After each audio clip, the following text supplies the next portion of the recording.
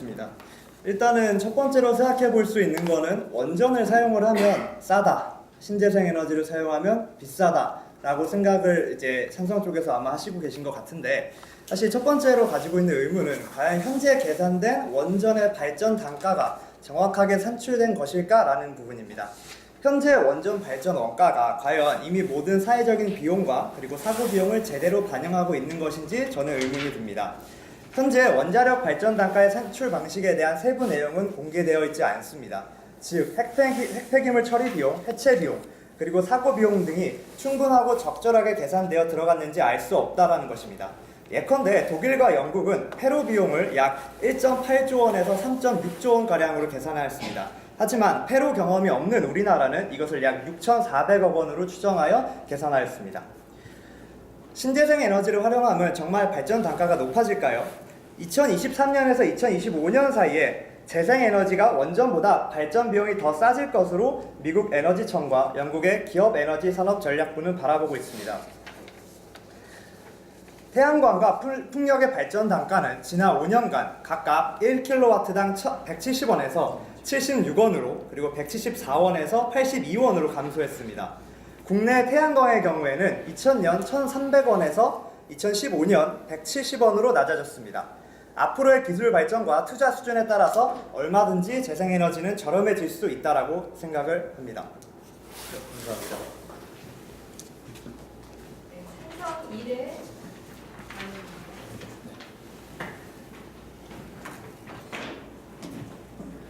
국제에너지기구 및 국제원자력에너지기구에 따르면 대한민국의 원전은 방사성 폐기물 관리 및 폐기로 약 1,200억 원, 사용 후 핵연료 관리 및 폐기에 1,200억 원으로 측정하였습니다.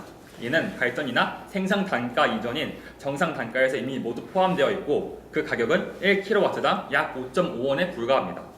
우리나라의 원자력 발전이 그리고 전략값이 쌀 수 있었던 진짜 이유는 우리나라가 원전을 계속 지어왔고 유지해와서 건설 및 그리고 유지 비용을 낮출 수 있었기 때문입니다. 우리나라는 세계 최고의 원전 기술을 보유하고 있습니다.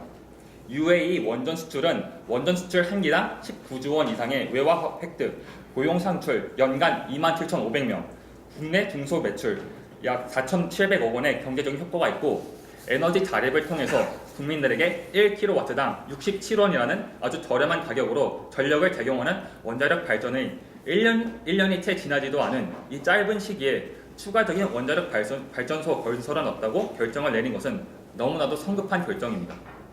정부에서 모범적인 탈원전 국가라고 소개하는 스위스, 독일도 각각 25년, 33년의 충분한 공론화 과정과 각계의 의견을 충분히 수렴한 후 에너지 정책을 결정했지만 현 우리나라 정부는 각 분야의 전문가의 우려 섞인 목소리와 반대 의견을 전혀 듣지 않은 채 에너지 정책이 진행되고 있습니다.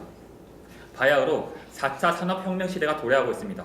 국제 유가 급락, 셰일가스 혁명 등 전 세계에서 에너지 외교가 전쟁 수준으로 치열합니다. 이러한 상황에서 대한민국 발전의 31.4%를 담당하고 있는 원자력 발전을 무작정 중단시키는 것이 과연 국익에 이로운 정책일까요?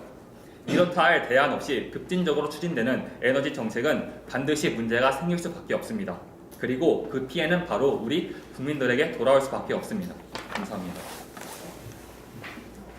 네, 반대 2회 나는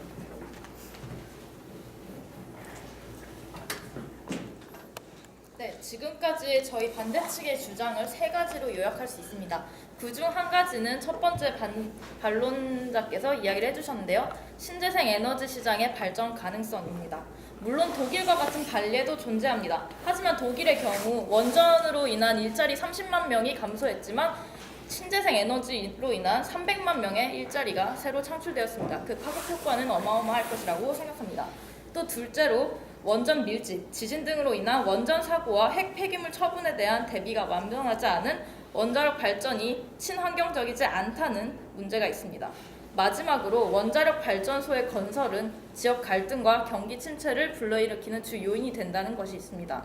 물론 추가 건설을 요구하는 지역이 있다는 이야기를 하셨습니다. 근데 이것이야말로 원전에 의존적인 지역으로 쇠퇴해가고 있다는 이야기가 아닐까 싶습니다. 원전의 설계 수명은 60년, 핵 폐기물의 처리 기간은 최소 10만 년이라고 합니다. 우리의 60년을 위해 미래의 10만 년을 희생하는 것이 과연 옳은 행동일지 다시 한번 생각해 보아야 합니다. 우리가 미래 세대에게 주어야 하는 것은 핵 폐기물이라는 짐이 아니라 신재생 에너지라는 가능성입니다. 감사합니다. 네, 마지막으로 찬성 2의 발언.